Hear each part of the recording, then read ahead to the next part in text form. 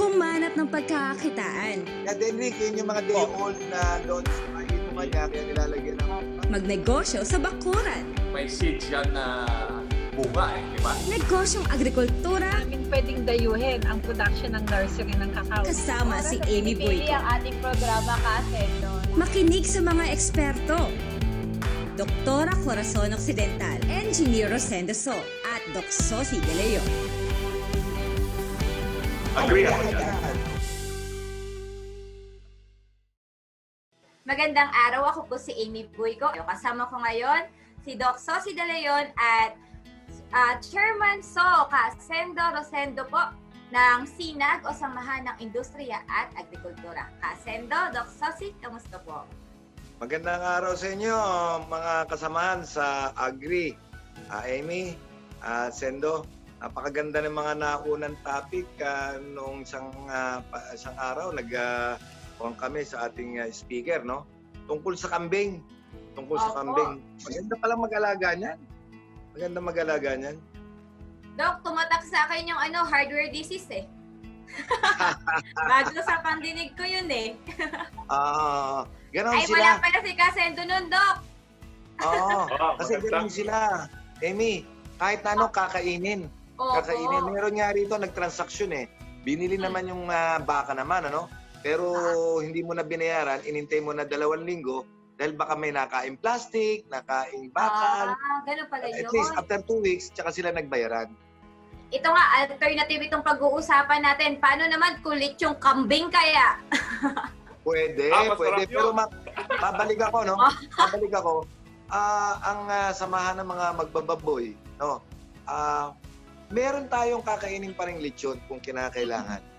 Ina-assure ng farmer yan, gagawa ng paraan. Sana matulungan ng gobyerno na yung transport ng mga, kung saan marami, mailipat doon sa kukonti. Yun lang Opo, yung maayos linkage- na yung linkage pag-transport. niya. Yes.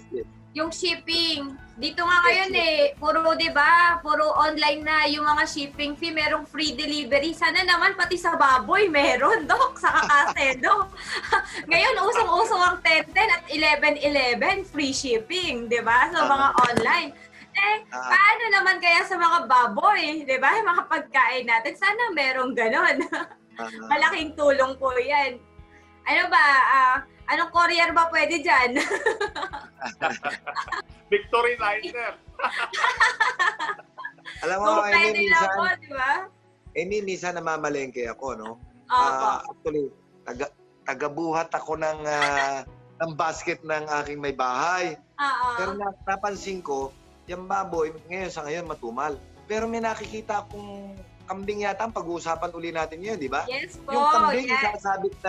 nakasabit ng 5:30 ng umaga sa mga palengke, sa wet market. Oo. Pagdating ng 7, bago kami umuwi, pagkatapos Wala na. naming mamili, wala na, ubus na. Tapos na. Pero mahal ha. Mahal, Oo. pero ang bilis maubos, lalo pagdating ng Sabado at Linggo. Ganyan, nakita natin yung demand ng kambing. Kaya po, Oo. ito para po sa inyo, aming mga manonood. At meron tayong part 2. Mamaya po ulit makakasama natin si Doc George, ang ating eksperto sa pagkakambing. Yan po sa aming pagbabalik.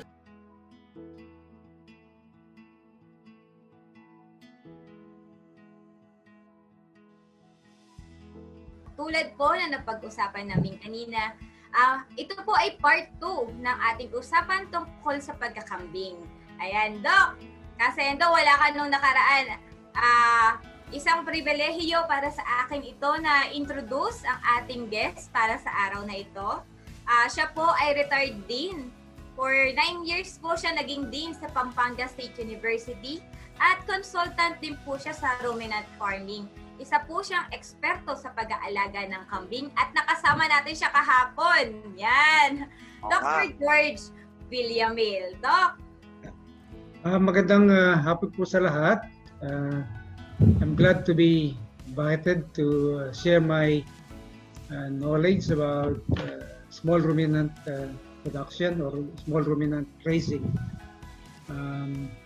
Bin, mahirap pa mag-alaga, ilang buwan bago ma-breed ang ating mga kambing. Paano ba yan? Tsaka paano ang breeding? Ilang magiging anak? Okay. Bago ko po yan, i-share ko po muna yung mga mahalagang technical information related sa breeding, Yes po. regarding sa kidding, yung panganganak, yung pagbibreed. Okay. Ang kambing ay ang age of puberty niya, that is, yung edad na pwede na siyang kastahan, mabuntis, ay 6 months.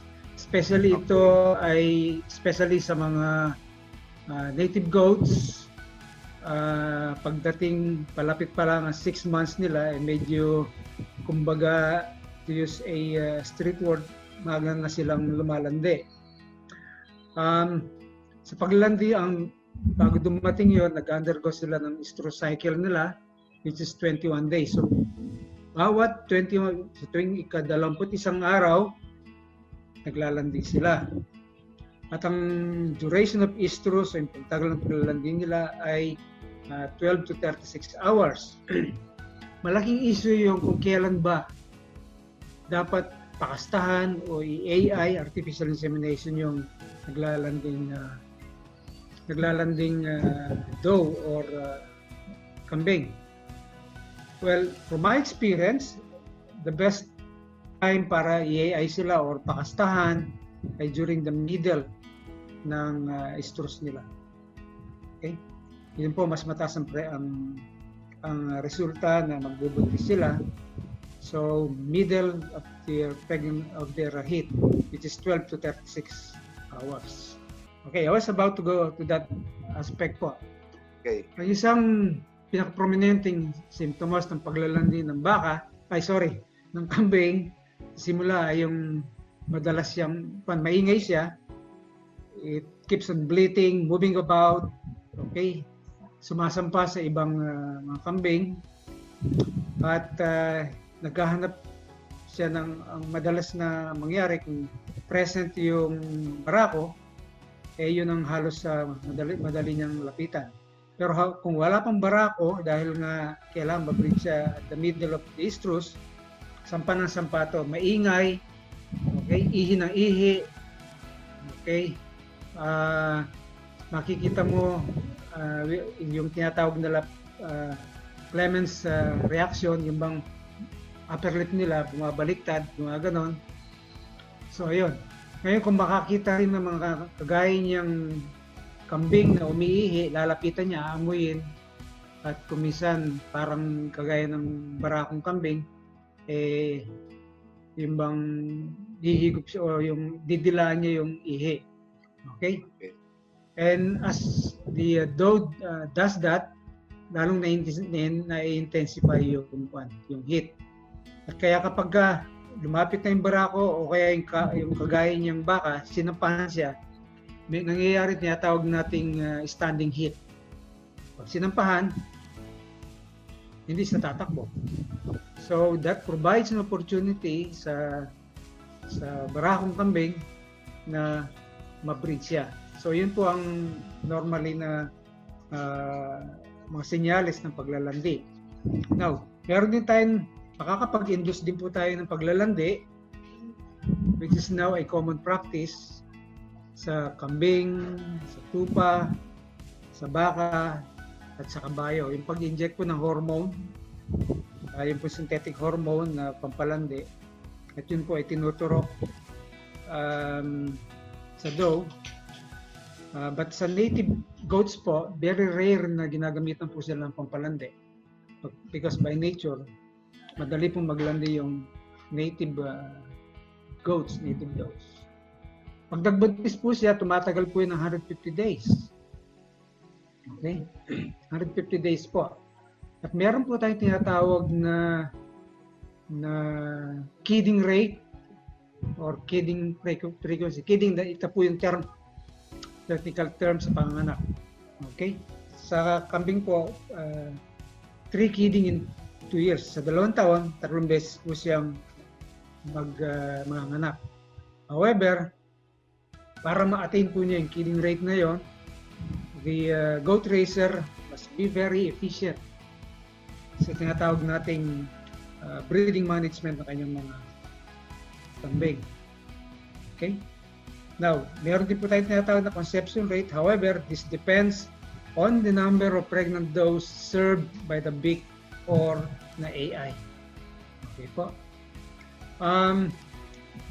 Meron din po ako tayo tinatawag na feeding interval sa dairy type ng doe. Magkaiba po yung feeding interval, minsan yung interval na panganganak. Ang meat goat, meat doe, at saka yung dairy doe. Sa meat doe po, 120 days. Ano po ba yung feeding interval na yon? Ito po yung interval or distansya mula sa huli niyang panganganak hanggang sa susunod na mga anak siya. Okay? Bakit po 120 days ang feeding interval? Because yung pong doe, meron po tayong tinatawag na voluntary rest na 65 days. Okay po, na dapat yun po ay ma-implement, matupad na maigi. Kasi po kung halimbawa may instances na ang doe kahit na 3 weeks pa lang pagkapanganak, basta lumabas ng maayos yung kanyang fetal membrane o yung placenta, paglalandi yan.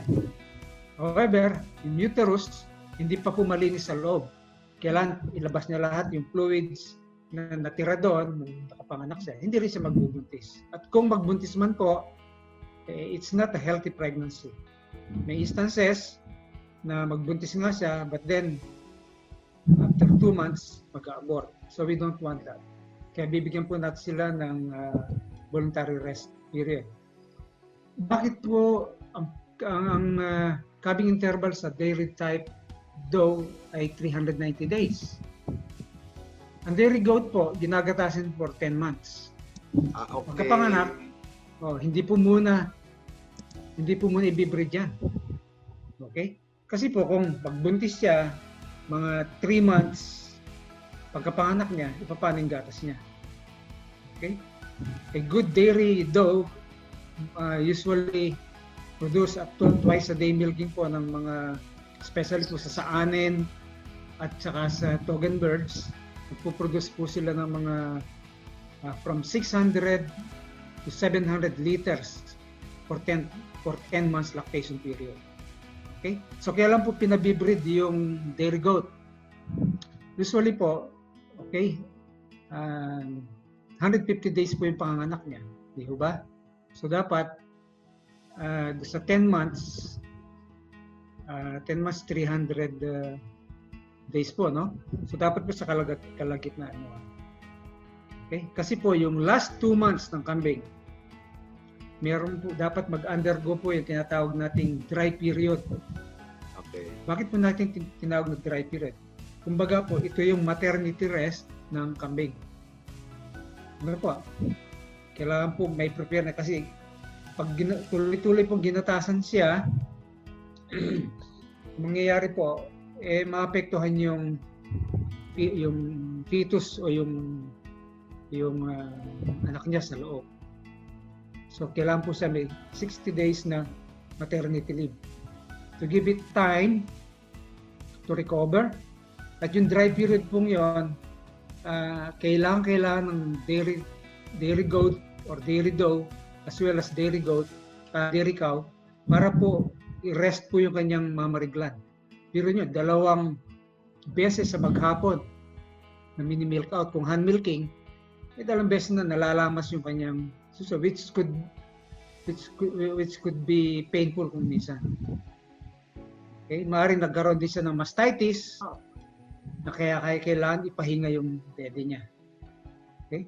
And secondly po, pagka ang dairy doe tuloy-tuloy na pinapakain po na tinatawag nating TMR, total mixed ration po. Okay? Na usually po, yan ay nagkakaroon, merong 2.2 pounds po ng concentrate grains. Kaya yung pong pagka sobra ng concentrate grains ang kain ng isang dairy animal, at maski po yung meat goat o yung beef cattle, magkakaroon po sila ng tinatawag nating rumen ulcer. Kaya yung sa reason, kaya po kailangan silang magkaroon ng dry period.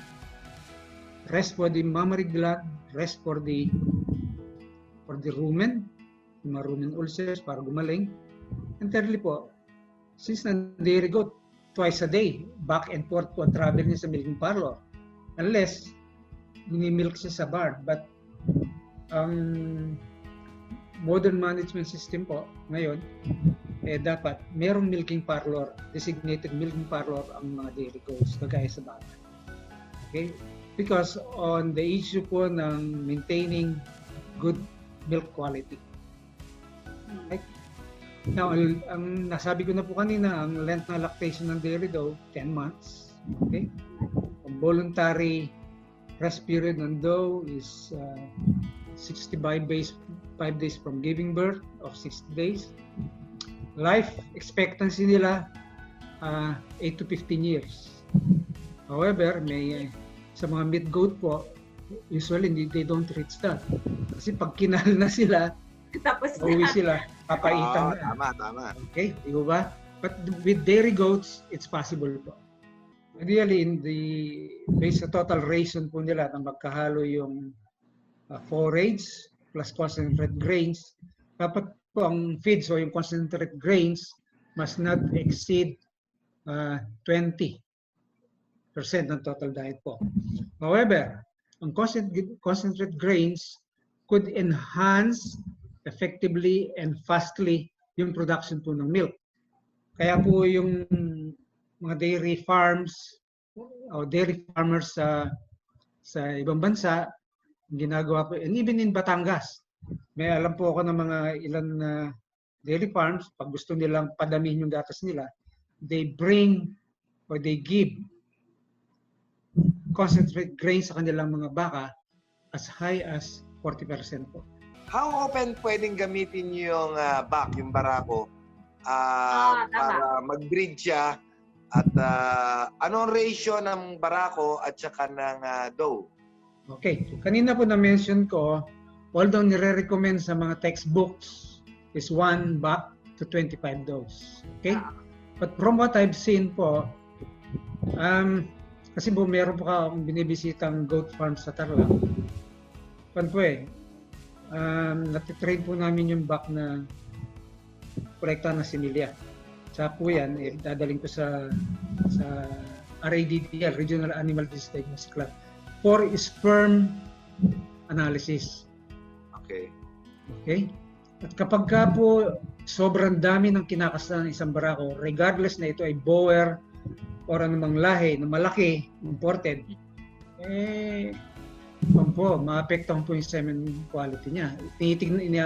Tinuturuan ko rin po yung may-ari na tingnan niya yung kidding rate, conception rate, pregnancy rate. Importante pong makuha yun para makita mo kung viable yung baka, ay yung buck. Kapag po mababa na resulta every after breeding season at saka pagkatapos ng nakuha mo hindi maganda yung resulta ng sperm count niya, sperm analysis, you need to give it a rest. Minimum 1 month po. So you have to rest po. 1 month na nagpapahinga? Opo. Especially po kung halimbawa 50 ang kanya. Pero kung 25 lamang po, you can give it a rest na 2 weeks, 3 weeks and give it good nutrition. So ibig sabihin, ibig sabihin pala, hindi siya pwedeng twice a week. Yung average po ba? Yung average na services na kaya ibigay ng BAP? Ano how many times? Okay. Para po yan ay masagot scientifically and more accurately. Meron po tayong tinatawag na 24-day heat detection trial. Okay? Kung po yan, parang spreadsheet, andito yung lahat ng number ng mga AirTag number ng mga doe. Okay? Tapos po, nandun po rin naka-plot yung days of the month. Okay? Nandun po lahat. So, usually po, this yung pagkuha po nun is within, kaya tinawag na 24-day heat trial. Kasi, ang heat po ng doe, although sinabi ko po kanina 21 days, kaya po ginawa 24. There are instances na ang doe maglalandi ang 24 days. Lahat po ng naglandi, say for the month of November, ipinaplat mo. Doe number 5, naglandi ng November 6, etc. hanggang makumpleto mo. So, i-compute mo po doon yung heat detection trial mo. Okay? And then, doon sa heat detection trial mo, you will be guided on the frequency ng breathing po ng back. Okay? So, yun po. Na pwede pong, halimbawa, sa isang linggo ngayon, 3, okay lang yung number na yun. Pero pag umabot na po 5 everyday, well, that could affect yung pong viability ng sperm niya. Yung pong 24-day heat detection trial, isa po yun sa mga i-discuss namin pag train po kami, pag nagko-conduct po ng seminar sa mga talagang serious na goat racers. It needs, pwede pong may pasa ko sa inyo yung form na yon and how you accomplish that form and how you analyze po yung mga inputs ko. Yeah, tapos na tayo sa breeding, tapos na tayo dun sa preparation. Yan, meron na tayong mga anak na to. Usually, Doc George, ilan ba ang inaanak na tong mga alaga nating kambing sa isang anakan? Maabot ba tayo ng 5? 6? Yung 2 ba? Lugi ka ba doon? Ano ba? Okay. For a start, yung tinatawag natin primipar, so yung first time na mga usually isa. Okay? Isa. Right.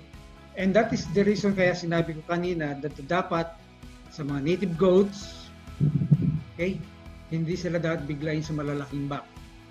Because baka yung muna niyang panganganak, yun ang maging huli niyang panganganak kasi warat na siya. Dahil malaki yung anak. But normally, based from what I've seen, experience sa kanila, may mga dito sa Pampanga State Agricultural University, meron kaming napakagandang Anglo-Nubian doe. Okay? Nakapanganak siya ng 8. 2 beses nag-twinning, tapos yung first time niya, malaki kasi yung niya eh. Nakapanak siya ng 8. But eventually, yung huli niyang panganak, dahil matanda na siya, I think umabot siya ng mga 7 yata o 6 years old. Okay? Kailangan siyang cesarean. So, they can produce as many as that. At kapag isa lang pinanganak niya, at laging ganun ang trend ng ibang mga kambing mo, well, you need to you need to call them. Tama po ba? Call them. I-analyze mo kung bakit, kung ganito ang performance nito, next isa na naman. Ano mangyayari sa negosyo ko? So you can call. Kung minsan pa lang nakapanganak, tapos pangalawang panganak, isa na naman, well, you have to make a hard decision, i-call mo siya. Okay? Now, but ilang buwan nga ulit bago manganak ang 150 days yung tagal na pagbubuntis niya. 150 days. Yes. Yung mga 6 months. Tama. 5 months. 5 times 5 30. months. Bali, 5 months. 5 months siya. 5 months bago manganak ulit. Yes. After yung 5 months na yon, 1 month pwede na ulit? Well, bibigyan mo siya ng tinatawag na voluntary rest period na 60 to 65 days. Kasi,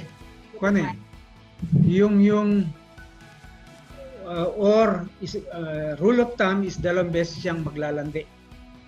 So 60 days, 30, magandang time na yun, nakapag-rest period. Especially kung nahirapan siya ng anak at malaki. So, ang importansya ng estrus period, di ba pag naglandi siya, Doc Jose, di po ba, Mr. Rosendo, may lalabas na parasipon. Yeah, parang mucus. Mucus. Okay? Yun maglulubricate. Kiklis niya yung dadaanan ng similia. Okay? Ngayon, na-enhance yun kung ang uterus is rested for 60 days. 45 days or 42 days, acceptable na yun. Basta 2 beses siya naglandi. Pero kung minsan lang siya naglandi, I don't recommend. But anyway, may iba't ibang circumstances yung mga kambing, and the goat racer must exercise his discretion kung minsan pala nagkalan dito pero ang ganda ng bulas niya, ang ganda ng nasa sa kanya yun. Okay? Yung pinag-usapan natin, yung mga guidelines binigay, these are all tawag dito, guidelines sa pag-aalaga. Dok, yung ano pala, yung sore ng, yung sa mouth, infection, or contagious time. ano yan, minsan lang ba yan sa isang life sa isang or babalik yon or paano? Babalik at babalik. Meron ng vaccine sa ganyan. Although hindi ko alam kung ang BAI ay nagpo-produce sila. Kasi sa Saudi Arabia, yung nakikita ko mga small ruminant farms doon, yung mga Bedouin Saudis, para makatipid sila, kukunin nila ito eh. Okay? Disqualifyin nila. Tapos, yun ang gagamitin nilang vaccine. And I found that effective. Pero, may side effects din of course. Okay? Pag nasobrahan, baka magkaroon ulit sila. Din, para lumalabas niyan, parang autogenous vaccine, tama ba? Correct po. Yun ang ginagawa nila. Especially mga Bedouins na siguro they have practiced that yung time pa ng kanilang mga forefathers. Ayun. Pero ang Australia, I'm sure na meron silang pinoproduce na may mga local suppliers na hindi ko lang alam kung magkano. Ang BA, I'm not sure. Kasi minsan dito sa may regional office nila, nagtanong ako, walang available. Ang ano naman ang normal na sakit o problema? Yun yung itatanong. Bacteria.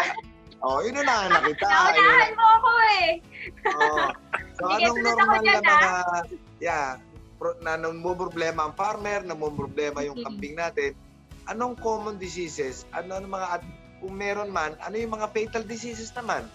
Okay. Isa pinaka-common disease po o problem, metabolic problem po ng mga kambing yung bloat.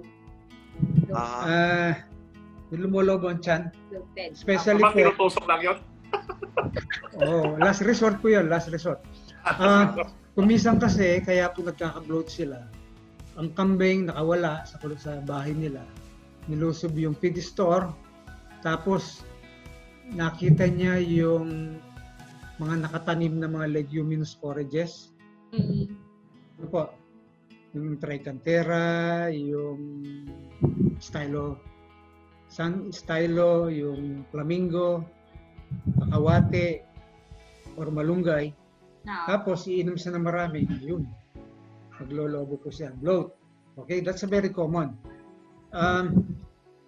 Pagka ganun po, usually, may tinatawag tayong frothy. May dalawang klase po ng bloat eh. Gaseous bloat, frothy bloat. Yung gaseous, napakadaling, mahusay ka mag-stomach tube. Yung mga ganito ang gauge ng hose, yung mga sigat, i-stomach tube mo lang para palabasin yung hangin. Okay, may instances, yung frothy bloat, yun ay pagka nasobrang kain niya ng feeds at saka ng legumes. So natatrap po yung air. So palobo ng palobo. At doon papasok Mr. Rosendo yung pong bubutasan nila. However, Trocarine cannula. Trocarine cannula ang tawag doon. Yes, thank you po. Sendo, alam mo habang nagsasalita si Dean, naalala ko yung rabbit natin, hindi na problema, bloat eh.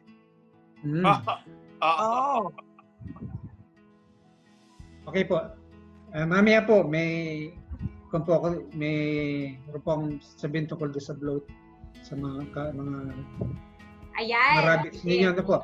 Aabangan po natin mamaya yan, Doc. However, meron pa tayong Doc 3. Dito natin yan sagutin. okay. Yes po, sa pagbabalik po.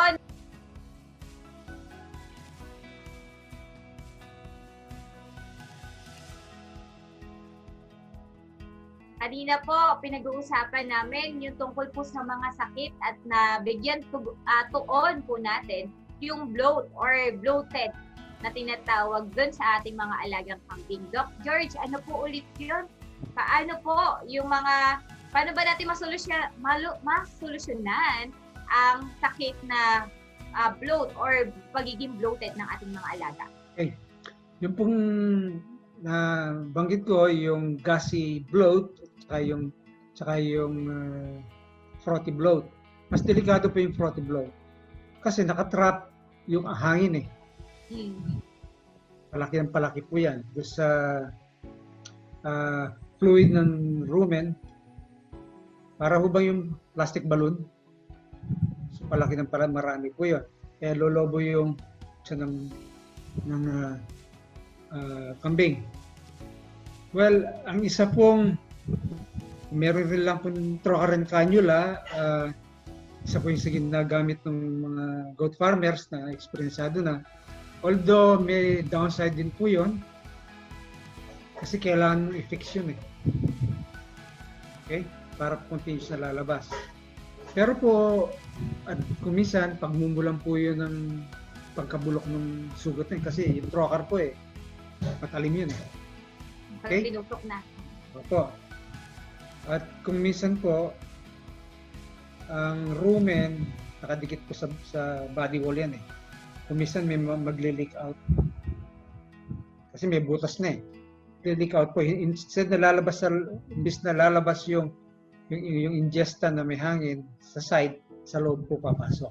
Okay? Magkakaroon na din ng peritonitis. Peritonitis. Correct po. Oo. Kaya po ang ina-advise ko at isa sa mga pagtitrain namin ay yung pang stomach tube, ano po, pasok na ganon. Tapos po yung penicillin streptomycin, antibiotics po, mga 5 to 10 ml. Papasok po sa loob. Ang purpose po nun ay para patayin yung ibang mga protein-producing bacteria. Okay? Kung wala naman pong antibiotics, ito po, subok na namin ito. Kahit po sa medyang ito, pwede ko sabihin, ang isa pong ginagamit, yung po kasing poloxylin, yung po ay i-coat niya yung parte ng rumen na pinagmumulan ng gas. Kaya titigil po. Kasi mahirap pong hanapin yun eh. So, isa pong pwedeng magamit ninyo is cooking oil plus detergent powder. Detergent powder. Isang kutsara. Isang kutsarita. Okay, lagay po sa kulugin. Okay, at unti-unti pong painin. Yun po ay kokontrol niya yung rapid growth ng mga protein-producing bacteria. Okay. Ulit nga, Dean, gano'ng karami yung cooking oil and then gano'ng karami yung powder detergent? Okay. Ito pong gagamitin ko sample. Ano po? Okay. Okay. Yung cooking oil po, this is 1 liter po yata ito. 1 liter. 1 liter. Kalahati po nito would be cooking oil. 500 na po. Okay. Now, kahit 500 ml po, kung ngayon po nyo ulit, lagyan ng isang kutsaritang detergent. Huwag po yung Ariel. Medyo mataas yun. Makapuputi sa loob eh. Shake. Ako, marami na tayong babayarang advertisers dito. Shake kung ganyan. Tapos, yun po talagang shake todo na dissolve yung powder. Tapos, unti-unti po, huwag pong biglaan. Baka pumasok po sa kanyang lungs. Yun po pwede nyo magawa. Imbis na trocar and cannula. At kung wala po rin lang po kayong trocar and cannula. Kasi po sa trocar and cannula, ang dami pong na-handle ko na cases na gano'n. Kaka-peritonitis. At kung minsan po, dahil patuloy pa lalabas yung yung froth. Even on the second day. Diyan naman maglalanding yung mga banga, ang tawag doon, yung butterflies. Yung bangaw ko bang tawag natin doon sa malalaking bangaw na kulay green ng mata. Doon po mangingitlog. So, maiwasan po yun. Although, kung yun pa rin ang preference mo, kailan i-shave mo muna yung side. Yung pinakamataas na point ng rumen, doon mo itusok. Katapos, kung meron ka rin lang pantahi, tahiin mo para to be sure. Kasi baka ang worry ko sa trocal and cannula, ang dami po nagkaka-peritonitis. Pagka in-slaughter sila, pagka magaling na, tuyo na yung sugat sa labas, kasi makita mo ang daming yung abscess, sa loob. Yun na maliliit pong mga abscess. At yun po ay dahil sa peritonitis. Doc, Okay? yung mga yan, mismanagement, no? Ha? Mismanagement po, yan, usually. Oo. Paano Kasi- ang mga housing ng ating mga goat, paano ba natin sila mapapanatiling safe? Paano ba yan? As I've said earlier, sa first episode natin yata, ang kambing ay masyadong susceptible sa ulan. Opo, sensitive Sa lamig. po. Kaya ang nangyayari dyan, lagi silang nagkaka-pneumonia, tapos papasukan pa ng worm infestation, yung mga blood-sucking worms, yung tinatawag nating barber's pole worms. Merong isang magandang paraan para ma-detect yung bulate, kung anong klaseng bulate ang umatake sa kambing. Narinig niyo na ho ba yung tinatawag nilang pamatcha? Pamatcha chart. Yun na dinig. Okay, i-google po ninyo Pamatcha. yan mamaya. F-A-M-A-C-H-A. Pamatcha. Isa po yung chart na color chart po na nandoon po pakita sa inyo kung anemic na yung kambing sa mata. Yung pong kanilang conjunctiva. Normally po, ang healthy na kambing, reddish pinkish po yung kanyang conjunctiva. Pero pagka worm infested po yung tinatawag nating barber's pole o yung Haemonchus contortus, po siya. Putlang-putla siya rito. Tsaka dito po. Yun po ay very useful tool ng isang goat racer as well as sheep racer. Pag nakita po, merong halimbawa dito, may color chart po. Anemic, semi-anemic, not anemic, etc. May kanya-kanya pong color indicator yan. So, titingnan mo, ikukumpara mo yung mata, yung conjunctiva ng mata, ng gambing. Pag maputla na, ibig sabihin, marami siyang blood-sucking worms. At dun mo, at yun ay napapanahon na dapat purgahin sila. Okay? Bill, may tatanong lang ako, no? Na binanggit ni Amy about doon sa mga kulungan, ano? Paki-elaborate na lang yung tungkol sa mga, yung housing niya ba? At the same time, pwede bang pagsamahin ang sheep and goat? At saka anong pagkakaiba ng karakteristik ng sheep, ng goat, o pareho lang yan? At saka sa presyo, generally speaking, paano ang sistema?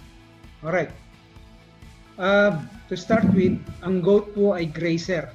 Ibig sabihin, prepare niya yung tatayo siya, mag-aabot ng mga overhanging leaves. Okay? Of course, nag-graze din siya pag wala siyang choice. But basically, umaakyat din sa mga puno. Yung isang client ko sa Busuanga noon, yung mga kambing niya, dahil ang mga puno po doon sa isla ng Busuanga, sa Coron, sa Coron po, yung mga matataba, kayang akyatin. Kita mo pagka mainit, ando doon sila, nanginginain. Kalimutan ko na lang kung pangalan ng puno na edible naman sa kanila. Yung sheep naman po, paano? Yung kung compare sa dalawa? Ang sheep po ay grazer. Mean to say, damo. Kaso, prepared nila pag mag-graze sa matataas na lugar. Okay, yung pong main difference nila. Cost-wise, well, dito sa Pilipinas po, mas mahal yung karni ng tupa kumpara sa goat. Kasi po, kumbaga, ang tawag dito, lamb chops. po ito. High class. Po, sa mga Restaurant. selected high-end restaurants sa hotel. Okay? Yung nga hong isang sheep farmer dito sa may Magalang, ang kumuha sa mga sheep niya, pan po siya, Iranian. Kasi meron siyang restaurant sa Angeles City at yun ang siniserve niya na meat. Goat, hindi nila gaano. Goat, mabili po ito sa mga alam nito, Indians. Okay? Sa mga Australiano,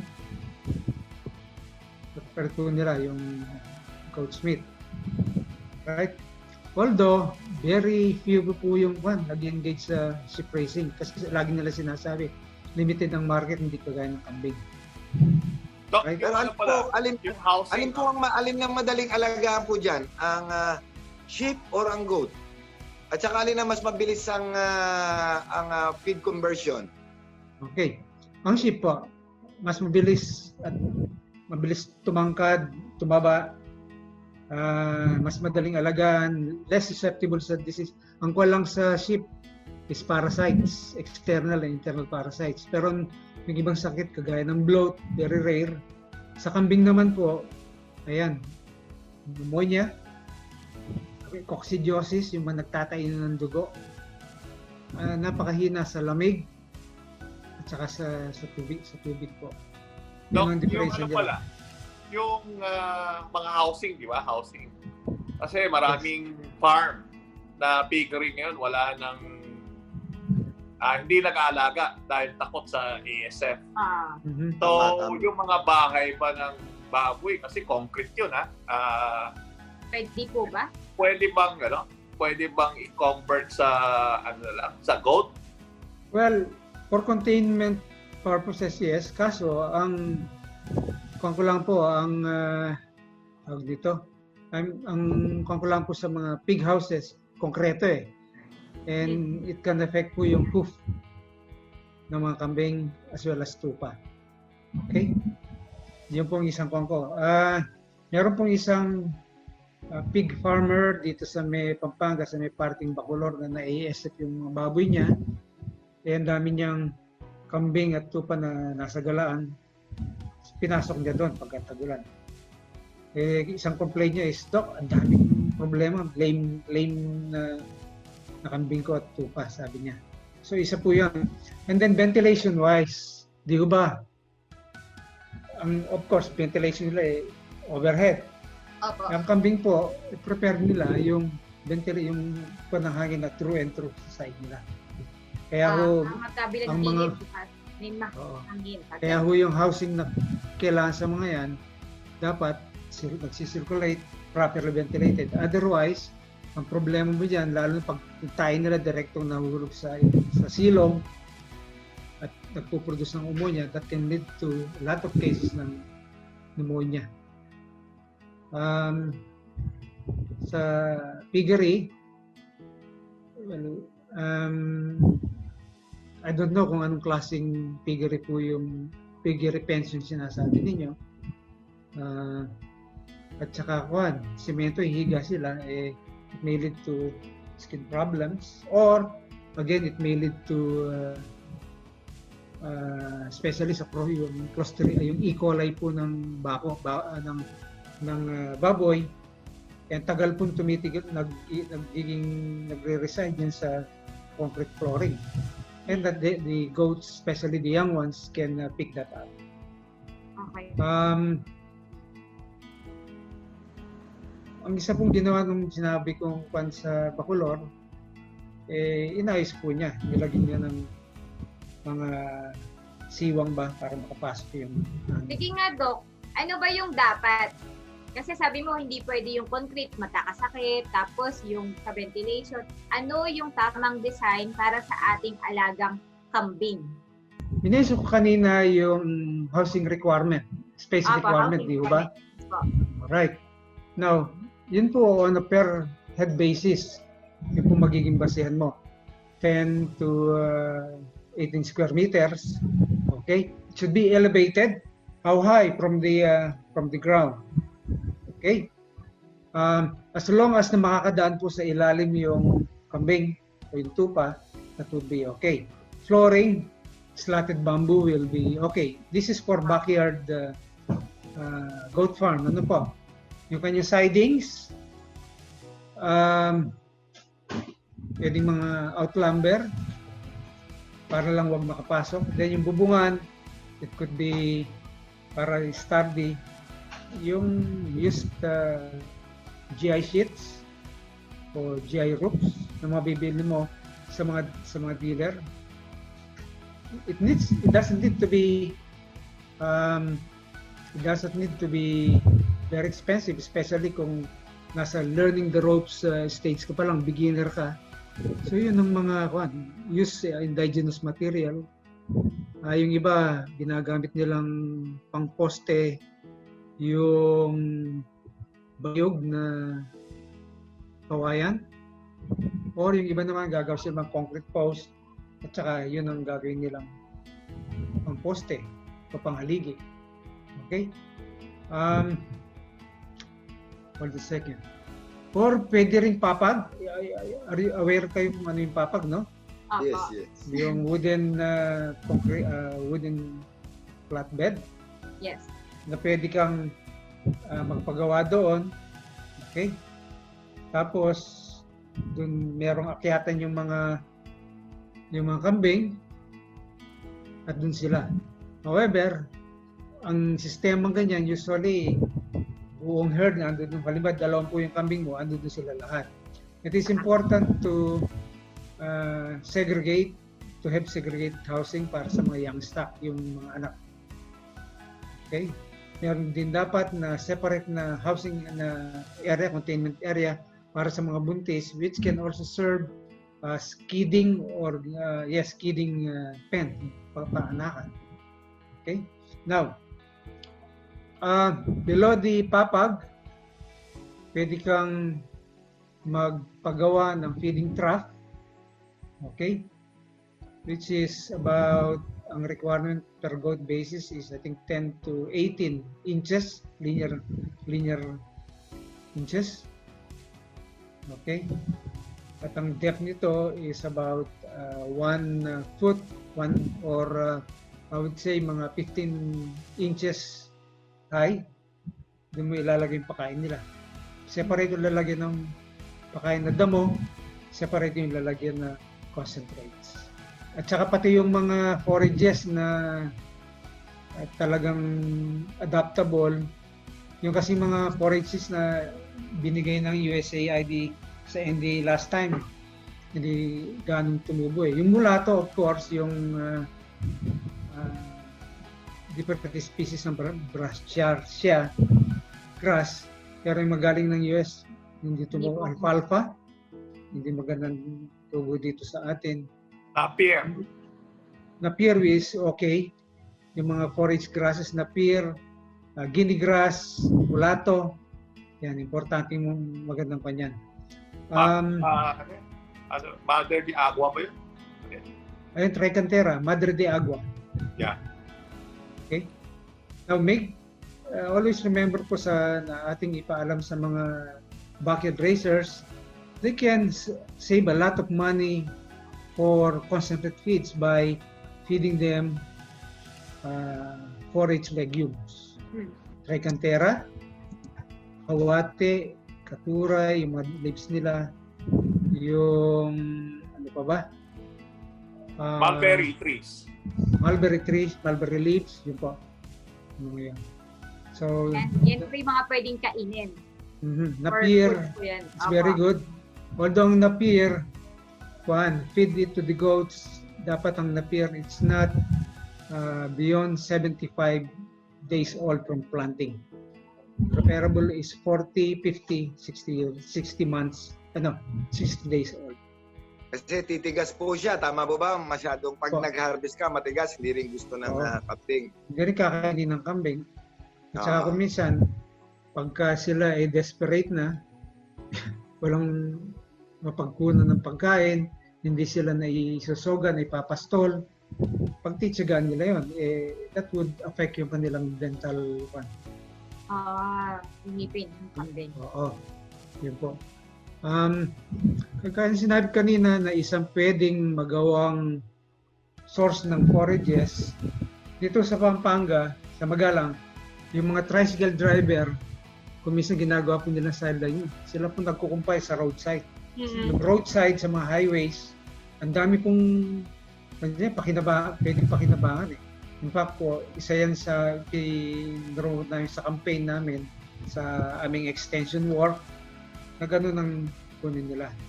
Nalilinis yung roadside, pinakikinabangan nila. Opo. So, isa pong magandang kwan yun. Of course, importante dito yung forage garden, forage plantation. Okay? Ginagawa naman pong ng iba na sa tingin ko po hindi maganda. Pag nag-harvest po ng corn, kahit natuyo-tuyo na, kinukuha nila, pinapakain sa kambing.